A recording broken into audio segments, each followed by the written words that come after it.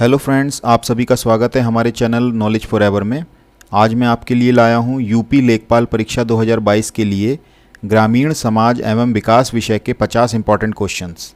ये सभी क्वेश्चंस उत्तर प्रदेश की पिछली लेखपाल की परीक्षाओं में पूछे जा चुके हैं, इसलिए आज के सेशन को बड़े ध्यान से देखें क्योंकि ये सभी क्वेश्चंस आगामी लेखपाल परीक्षा 2022 की दृष्टि से बहुत इंपॉर्टेंट हैं। फ्रेंड्स, इस वीडियो की PDF का लिंक और साथ में एक प्लेलिस्ट का लिंक जिसमें ग्रामीण समाज एवं विकास की तीनों वीडियोस प्रैक्टिस सेट 1, 2 और 3 आपको मिल जाएंगे। फ्रेंड्स, मेरा नाम है मोहित कुमार। आइए शुरू करते हैं आज का सेशन।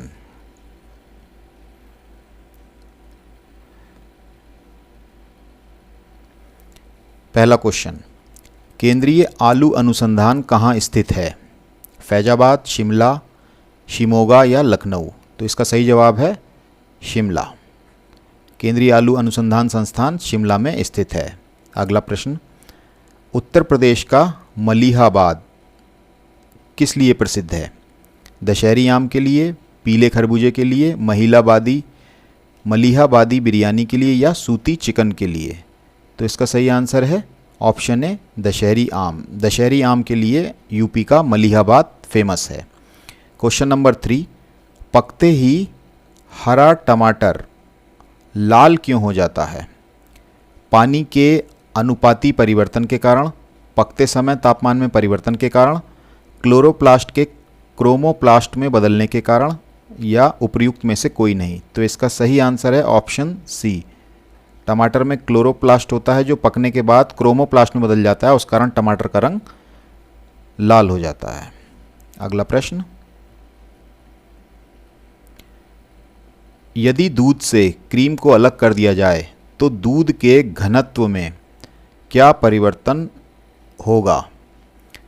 घनत्व बढ़ जाएगा, वही रहता है, पहले कम होता है, फिर बढ़ जाता है या कम हो जाता है?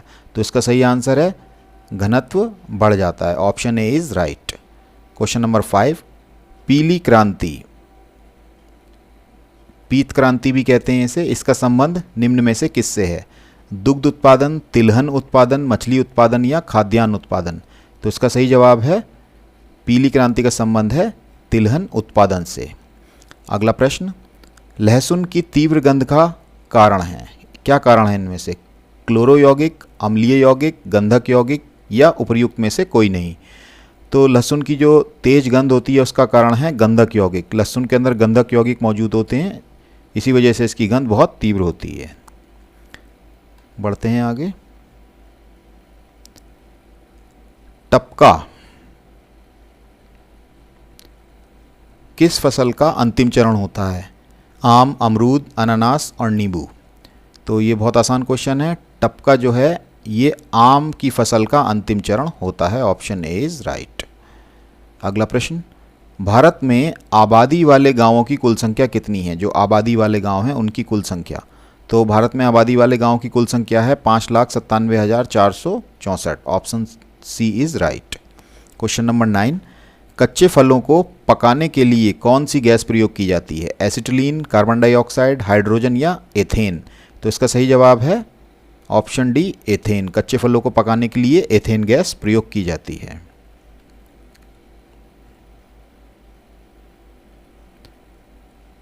क्वेश्चन नंबर 10, भारत के पशु कल्याण बोर्ड,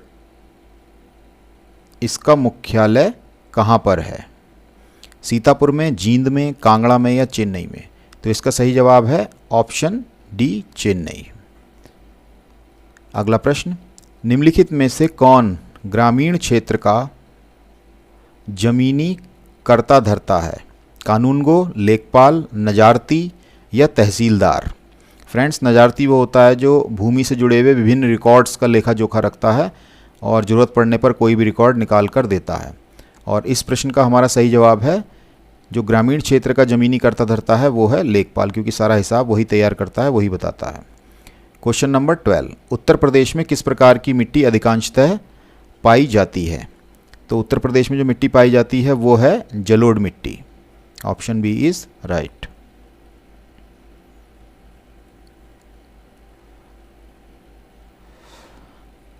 अगला प्रश्न, उत्तर प्रदेश के किस भूभाग में वार्षिक वर्षा सर्वाधिक होती है?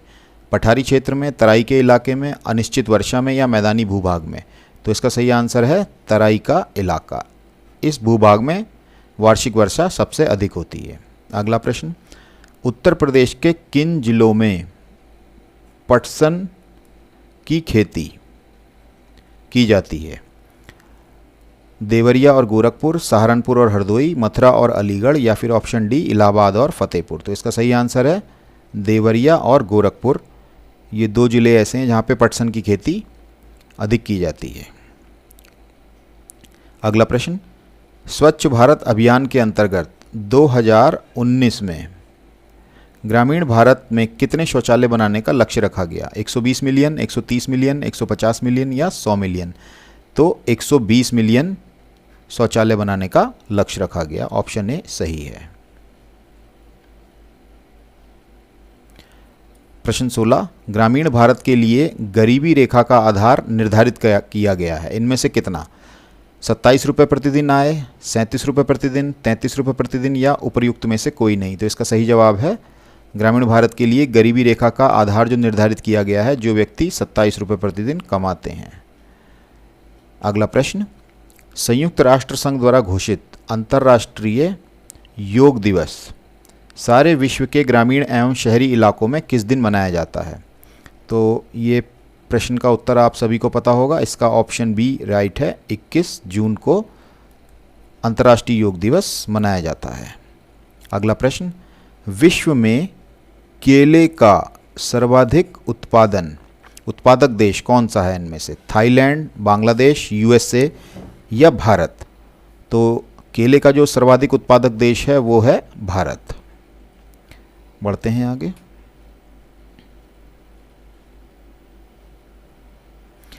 यदि पंचायत भंग होती है, यानी कि ग्राम पंचायत भंग होती है, तो किस अवधि के अंदर चुनाव होंगे? 3 माह, 6 माह, 1 माह या 1 वर्ष?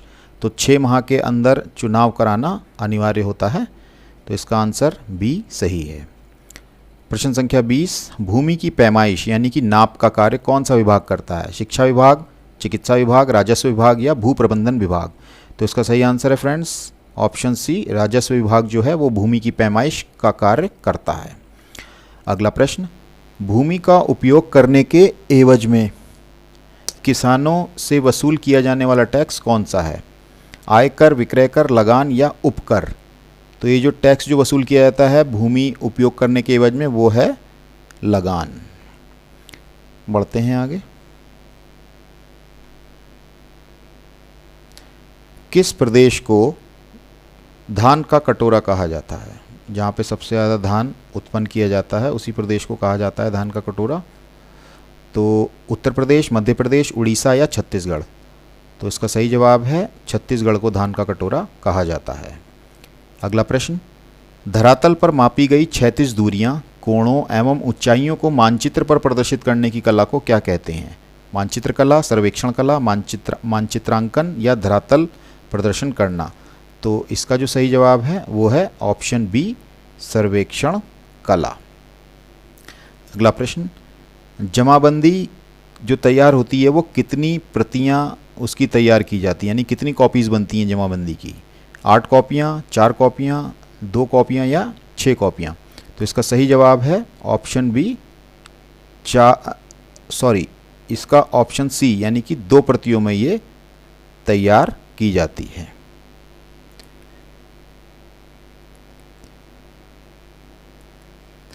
बढ़ते हैं आगे।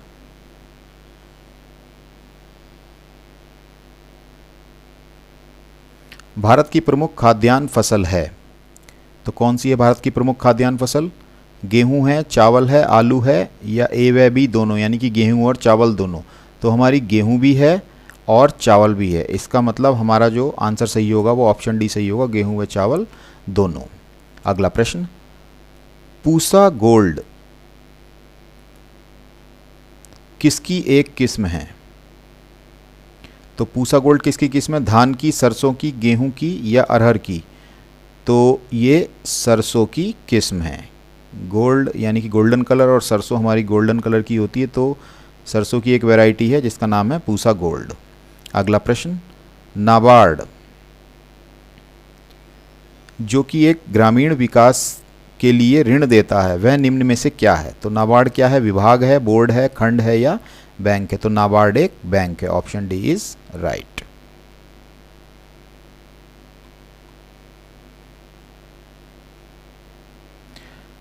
प्रश्न संख्या 28, देश का प्रथम राज्य कृषि विद्यालय कहाँ पर है? कौन सा है?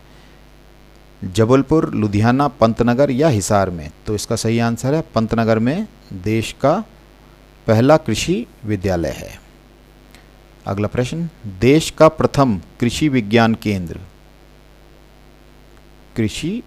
केंद्र कहाँ स्थित है? पंतनगर में, कानपुर में, लुधियाना में या पुदुचेरी में? तो ये पुदुचेरी में स्थित है। अगला प्रश्न, निम्न में से कौन खरीफ ऋतु की फसलें हैं?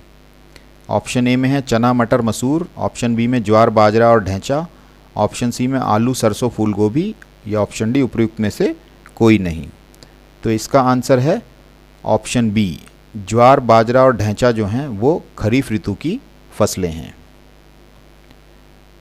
अगला प्रश्न, धान के लिए सर्वाधिक उपजाऊ भूमि कौन सी है? तो जो धान की फसल है उसके लिए सबसे अच्छी मिट्टी जो होती है वो होती है दोमट मिट्टी। अगला प्रश्न, एक कृषि खेत के मापन की सर्वोत्तम विधि क्या होगी? कृषि खेत को मापना है, उसकी सर्वोत्तम विधि क्या होगी? जरीब द्वारा, प्लेन टेबल द्वारा, प्रिज्मेटिक कंपास द्वारा या थियोडोलाइट द्वारा? तो इसका सही आंसर है जरीब के द्वारा सर्वोत्तम विधि होगी खेत के मापन करने की। प्रश्न संख्या 33, कुटीर ज्योति योजना निम्नलिखित में से कौन से कार्यक्रम से संबंधित है? ग्रामीण बेरोजगार युवकों को रोजगार दिलाना, ग्रामीण क्षेत्रों में कुटीर उद्योगों को प्रोत्साहन देना, गरीबी रेखा से नीचे वाले परिवारों को विद्युत उपलब्ध कराना या उपरोक्त सभी? तो इसका जो आंसर सही है वो है ऑप्शन सी, यानी कि गरीब रेखा से नीचे जो परिवार रहते हैं उनको विद्युत उपलब्ध कराना। बढ़ते हैं आगे। क्वेश्चन 34, फसल चक्र किसे कहते हैं? विभिन्न फसलों की क्रमिक कृषि को, फसलों की उत्पादकता को, भूमि की उर्वरता को या बीजों की प्रमाणिकता को? तो सही आंसर है विभिन्न फसलों की क्रमिक कृषि को, जो बदल बदल के जो फसलें उगाई जाती हैं हर वर्ष पूरे वर्ष में, उसे ही कहते हैं फसल चक्र। अगला प्रश्न, नीली क्रांति का संबंध निम्न में से किसके साथ है? फसल उत्पादन से, मत्स्य पालन से, तिलहन से या दलहन से? तो नीली क्रांति का संबंध है मत्स्य पालन यानी कि मछली पालन से। क्वेश्चन 36, चकबंदी किसे कहते हैं? चकों की पैमाइश को, हड़पे गए क्षेत्रों की दुरुस्तगी को, चकों की निगरानी को या खेती को टुकड़ों में विभक्त होने से रोकने एवं संचयित करने को? तो इसका ऑप्शन डी जो है वो राइट है। चकबंदी का यही अर्थ है कि खेती के टुकड़ों को विभक्त होने से रोका जाए और उनको संचयित किया जाए।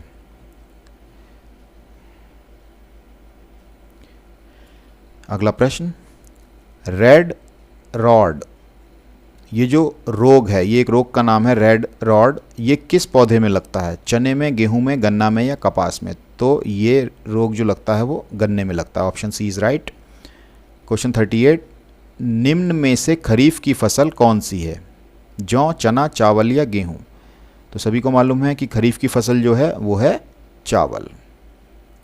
अगला प्रश्न, कंटूर विधि से खेती कहाँ की जाती है? पहाड़ों पर, तराई क्षेत्रों में, मैदानी भागों में या नदियों के किनारे?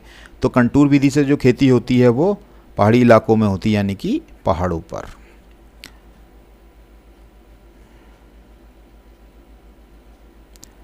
क्वेश्चन 40, भारत में सहकारिता आंदोलन की शुरुआत कब हुई? 1947 में, 1950 में, 1937 में या 1904 में? तो सन 1904 में भारत में सहकारिता आंदोलन की शुरुआत हुई। अगला प्रश्न, किसी क्षेत्र की औसत जलवायु को जानने के लिए निम्न में से किसका योगदान नहीं होता? वर्षा का, वायु की गति का, वृक्षों की संख्या का या आर्द्रता का? तो इसमें वर्षा, वायु की गति और आर्द्रता, इन सब का योगदान होता है सिवाय वृक्षों की संख्या के। तो ये इसका सही जवाब है अगला प्रश्न, अपर्णा निम्नलिखित में से किस फसल का एक प्रकार है? धान की फसल, मटर की फसल, गेहूं की फसल या अरहर की फसल? तो अपर्णा जो है ये मटर की फसल का एक प्रकार है। Option B is right.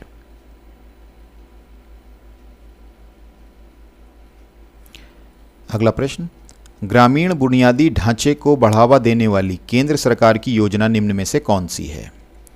साफ सुथरा शहर, स्वच्छ भारत अभियान, भारत निर्माण या इनमें से कोई नहीं? तो जो ग्रामीण बुनियादी ढांचे को बढ़ावा देने वाली केंद्र सरकार की योजना है वो है Bharat Nirman. Option C is right. एक वर्ष में किसी निश्चित भूमि पर एक ही फसल उगाना कहलाता है? एकल कृषि, एकल सस्यन, सस्यन प्रणाली या फसल सघनता? तो ये जो एकल सस्यन है इसी को ही कहते हैं कि एक वर्ष में किसी निश्चित भूमि पर एक ही फसल अगर उगाई जाए तो उसे ही कहते हैं एकल सस्यन। अगला प्रश्न, लूना श्री निम्न में से किसकी एक किस्म है? धान की किस्म है ये, गेहूं की है, चने की है या मक्का की है? तो आपको याद रखना है कि ये लूना श्री जो है धान की एक किस्म है।